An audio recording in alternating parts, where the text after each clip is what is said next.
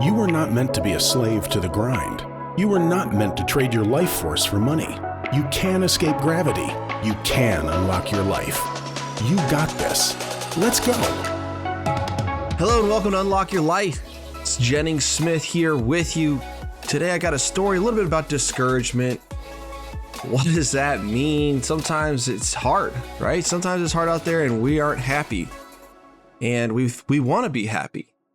And when we're not happy, it's like, well, why are we doing all this work? Why are we taking all this risk? Why are we doing these big things, daring for greatness? And it can be discouraging sometimes. And so I was talking to my wife the other day, and I was a little bit down about a couple things that are going on in my life. And I had this thought where it's like, man, I remember when I was working construction and I was the boss, and I used to worry or think about back when I was the employee, right? When I was the framer, I was hanging the siding, I was installing the windows, and I had to work all day, but all I had to do was get that work done, right? I just had to get the shingles on the roof, get the siding up, install that trim. And in a way, it was very fun and it was very fulfilling and it was simple. When I got home at night, I was done. I wasn't worried about the budget of the house. I wasn't worried about the timeline, the schedule. I wasn't worried about whether we were going to be able to sell the house when we finished. I wasn't thinking about, wow, do we have another house to build after this? Will there be more work in the future? It was just show up, swing the hammer, get it done. And I was sort of being nostalgic and thinking, man, my life was so much simpler back when I was 19, 20, 21 years old. I almost wish I could go back in time. And then I even think about running my construction company, right? And the level of risk that I was taking, the level of pressure and stresses I had on me at the time compared to where I'm at now, right? Doing bigger things, got a larger portfolio, got employees, got the deal room. And sometimes it can be daunting. And I think when those times, one, you got to realize it's temporary. Right? You're not always going to feel like that. This too shall pass. You may have heard of that saying, this too shall pass. And things do get better. Things change. Things work themselves out. You take the next step. You figure it out. You keep on going and you move forward.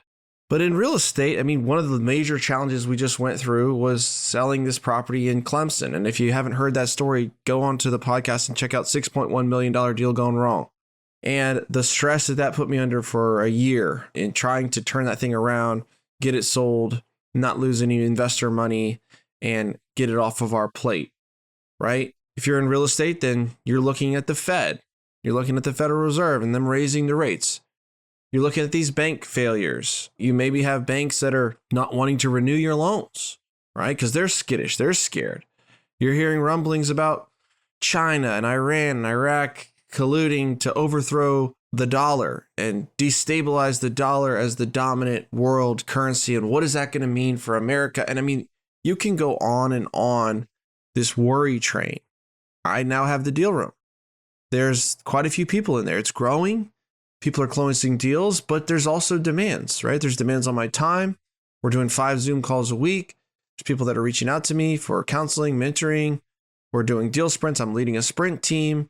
There's people that are messaging me, off social media and the podcast that want to talk to me about joining the deal room. And I love talking to them, but it's all stuff that I didn't have to do, right? In a simpler time, in a simpler life. And I was just kind of bemoaning my fate, feeling a little bit sorry for myself, talking to my wife. And I went to church that night. So this was Monday, right? Today's Thursday. So this is recent. This is fresh. Go to church because I'm on the vestry, right? So the vestry is basically like the leadership of the church. There's 8 or 10 people on this vestry, and we meet once a month and we discuss the finances, the budgets. And before each vestry meeting, they do a little devotional. So one person in the vestry leads the devotional, and the guy that chose to lead the devotional that day, he picked out the passage of the 10 talents. And you may know that story. I've actually talked about it in one of my other podcasts, but I want to hit a couple key points. And this is out of Matthew 25, but he's talking about, Jesus is talking here, the way the world works. And again, it will be like a man going on a journey who called his servants and gave property to them. To one, he gave 5 talents of money, to another 2 talents, and another 1 talent. So what does that mean? Is he talking about like your talents? Like I can sing, I can serve, I can play in the praise band? No, the literal sense of this is a talent. A talent back in biblical times was a unit of measure, and it was about 75 pounds of gold. Okay. So a talent of gold was a brick of gold that weighed 75 pounds. And, gold is pretty much an inflation hedge. I mean, what it was worth and what it could buy, buying power wise, 20 years ago, 100 years ago, is essentially the same as it is now. And so I'm going to just assume that gold was about as valuable then as it is now. And if that's the case, a talent, right? A talent of gold was 1,200 ounces of gold.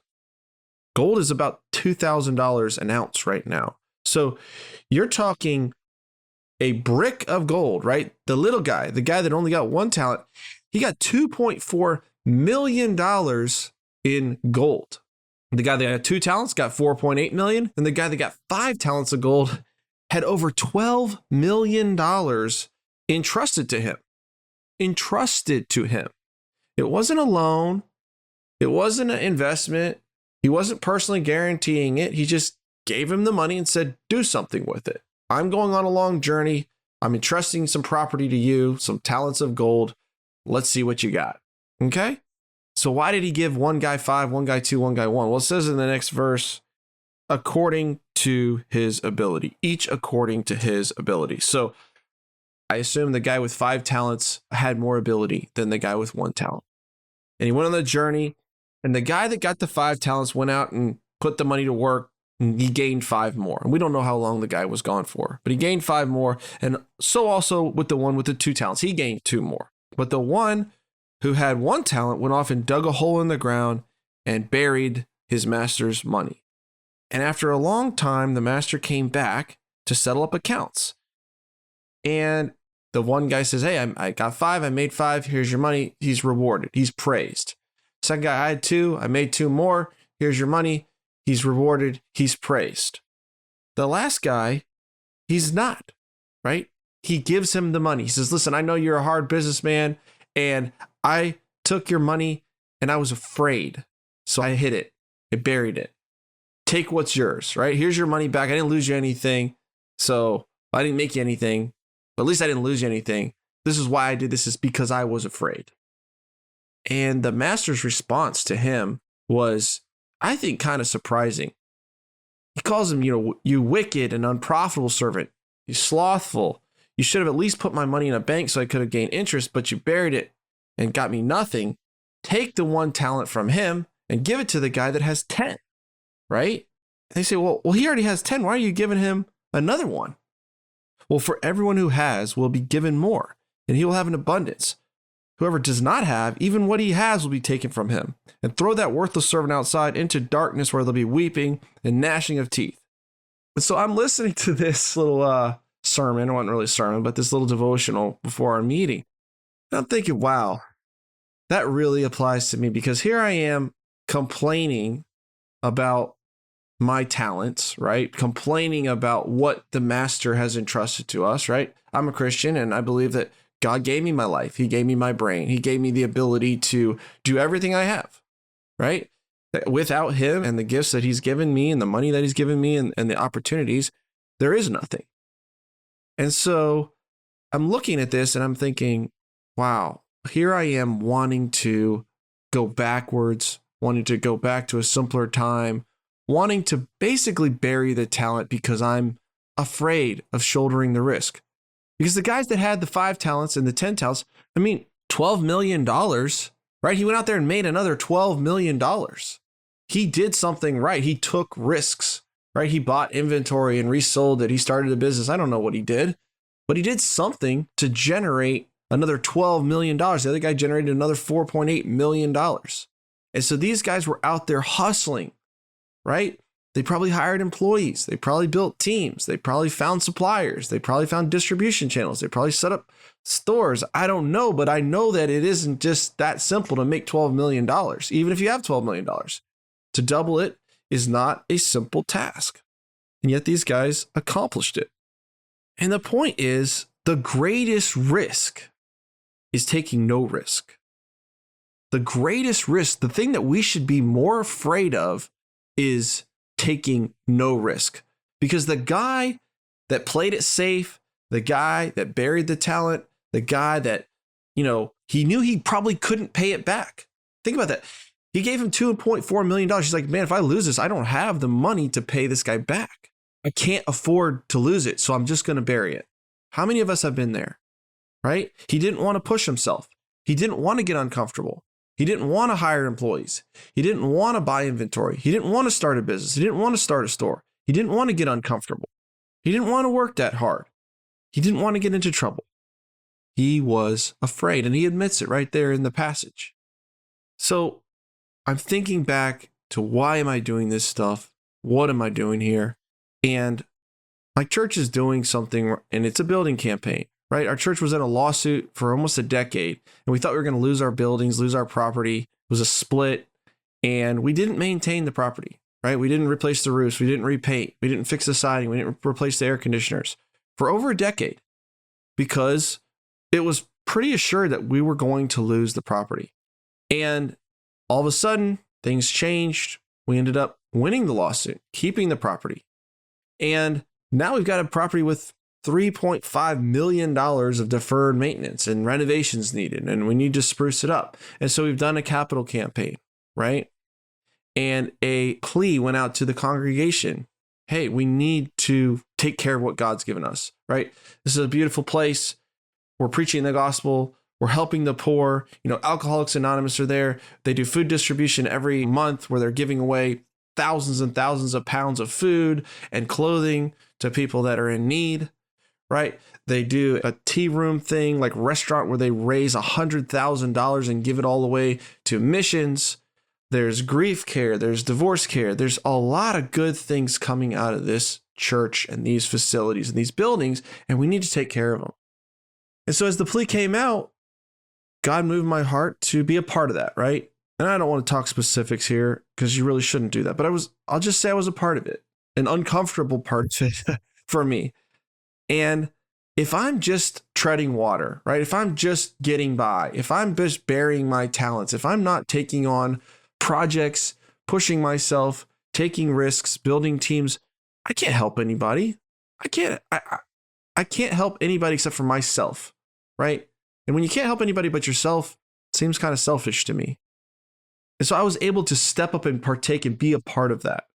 There was another guy that I know that he was in a tough spot, right? And he's a good guy, and I care about him, and he loves his family, and he's doing great things, and he's a very contributing guy in the circles I'm in, and God laid it on my heart to help him. And so I helped him.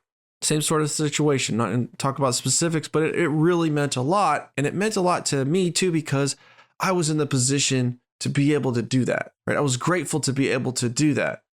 And when you give, it extinguishes some of that fear, right? And it fights back that never enough, and I always need to preserve for myself. And you're just kind of beating back your human nature by giving and exercising that muscle. And it is a muscle. And the more you do it, the more comfortable and strong you become at it. But if you're not in that position, you cannot do that. And if you're not moving forward, if you're not taking the 2 talents and putting it out there, if you're not taking the 5 talents and putting it out there and taking those risks and building these things that help the world, you can't help the world for one, and you can't help your fellow man. I think about my cousin, Yaden. He's my partner in the deal room, my partner in all the real estate stuff. And this is a symbiotic relationship, but because we had the vision to push this thing forward, and I kind of kicked that off, said, hey, this is what we're going to do. He's in a very different place than he was before. And so am I, right? And so that ability to utilize the talents is benefiting Yaden, and it's benefiting Yaden's wife, and it's benefiting Yaden's kids, and it's benefiting the charities and the people that Yaden wants to help and the causes that he believes in, right? And it's benefiting the property managers, and it's benefiting the contractors that are renovating these, and it's benefiting the loan brokers that are getting paid when we refinance stuff, when we buy stuff. It's all interconnected. I think about my sister, Crystal. A few years ago, needed a career, right? Needed something that she could generate income, and utilizing the work that I had put in helped her buy her first 42 unit that she now owns 75% of with no money down. Helped her get into a self-storage facility that she owns 35% of with no money down, right? Helped her become a part of the deal room, right? Where she can bring value and add value to the people in the deal room as a full-time employee. Think about a guy, Mohit, right? Joined the deal room, had a duplex. Now he's got, I think, 40 units. He's got another 60 units under contract, pushing forward incredibly so that he has time to spend with his kids. He has time that he can take off from work. That's not going to happen without me taking risks. I think about Ryan. He was a loan broker. 18 months later, he's in 1,000 units, right? He's building a legacy for himself. And I got a text just today from a guy in the deal room. I've made more progress in the last month than I've made in 2 years. I'm going to be closing my first multifamily apartment deal. Thank you for doing this. Thank you for stepping out. Thank you for making it happen. And so when we take risks, when we push ourselves, when we're motivated and we're not lazy and we're willing to handle the stress and we're willing to handle the rainy days, we're willing to never say die and keep on fighting, this is what we can do, right? Remember what we're doing this for. You're not buying apartments to buy apartments. You're not even buying apartments to have passive income or to have net worth. You're buying apartments so that you can help the people that you love. That's the core of it. You want to be able to spend more time with your wife. You want to be able to spend more time with your kids. You want to be able to give more to your church. You want to be able to go on that vacation with your in-laws that means so much to your family, to get away and do that, right? You want to be able to pass down a generational asset to your kids. This is why you're doing what you're doing. And it matters, and it's important, and it's worth taking the talents and taking a risk. So if you're out there listening and this resonates with you and you're thinking, yeah, I have been kind of coasting a little bit. I have been really, really comfortable. I have been knowing that I can do more. I have been knowing I need to do more. I have to do more. It's my duty to give more to this world and my family. And I don't know who all I'm going to impact with my life, but my life is going to make an impact. If that's you, then hit me up. Let's chat. Let's talk. That's it for this week, guys. Have a great one and unlock your life. Peace.